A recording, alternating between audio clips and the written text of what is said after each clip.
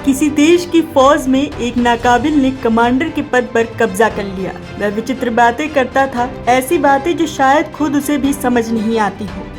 जंग हुई तो वह पलटन लेकर लाम पर गए। दुश्मन ने फायरिंग की। कमांडर ने बगैर कोई रणनीति तैयार किए चीखते हुए आदेश दिया, दागो। पल भर में लाम की इस ओर सन्नाटा छा गया। कमांडर ने पाया कि वह अकेले ही दुश्मन के निशाने पर आ गए थे। किसी तरह जान बचाकर वह बैरक में पहुंचे। पलटन पर बरसे जवाब आया, हमने तो सुना था कि आप भागो कह रहे हैं, तो हम वहां से भाग निकले। कमांडर का यह काल्पनिक चरित्र राहुल गांधी से काफी मिलता जुलता है। और हुआ यह कि जिस समय उन्होंने पार्टी के लोगों को भारत जोड़ो वाला आदेश दिया है, तब से ही पार्टी में कांग्रेस छोड़ो वाला क्रम और तेज हो गया है। सितंबर में शुरू होने वाली गांधी की भारत जोड़ो यात्रा की तैयारी के बीच ही आनंद शर्मा का पार्टी पदों से और जयवीर शेरगिल तथा गुलाम नबी आजाद का पार्टी से इस्तीफा देकर कहा जा सकता है कि सितंबर से पहले ही इस पार्टी को सितमगर वाली कांग्रेस छोड़ो यात्रा से दो चार होना पड़ रहा है।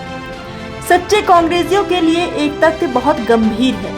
ज्योतिरादित्य सिंधिया से लेकर जितिन प्रसाद के इस्तीफे के बाद सामने आया कि कांग्रेस में युवा सहज नहीं महसूस कर रहे हैं। जाहिर है कि राहुल गांधी के चलते युवा चेहरों को अपने लिए भविष्य की संभावनाओं पर ग्रहण लगता दिख रहा है। अब आनंद शर्मा की नाराजगी और कपिल सिब्बल से लेकर आजाद जैसे उम्रदराज नेताओं के इस्तीफे से यह चित्र भी दिख रहा है कि इस दल में आयु तथा अनुभव के लिहाज से परिपक्व पीढ़ी भी नाराज हो रही है। यूं भी G23 से इन दोनों वर्गों के चेहरे शामिल हैं।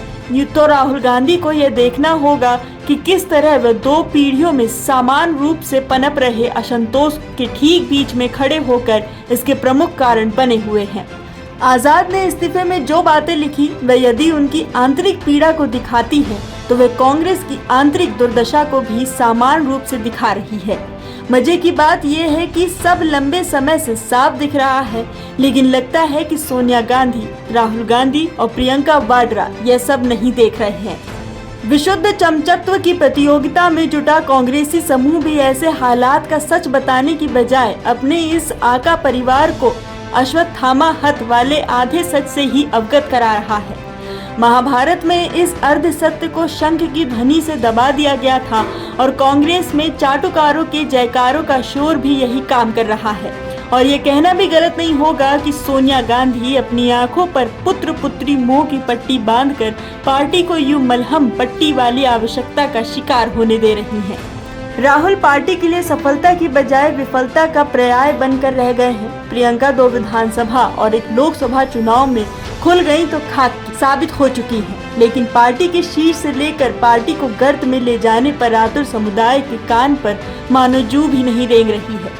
ये सब मिलकर देश के सबसे पुराने राजनीतिक दल के भविष्य को लेकर जुआ खेलने पर आमदा है और नतीजे में एक परिवार की गुलामी का जुआ अपने अपने कंधे से हटाने का क्रम भी तेज हो गया है।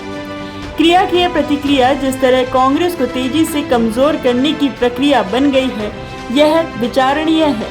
अब तो स्थिति यह दिखने लगी है कि शायद राहुल को कांग्रेस जोड़ो यात्रा का कार्यक्रम तय करना पड़ जाए, क्योंकि आजाद होने का यह सिलसिला एक गुलाम नबी पर आकर नहीं थम जाएगा।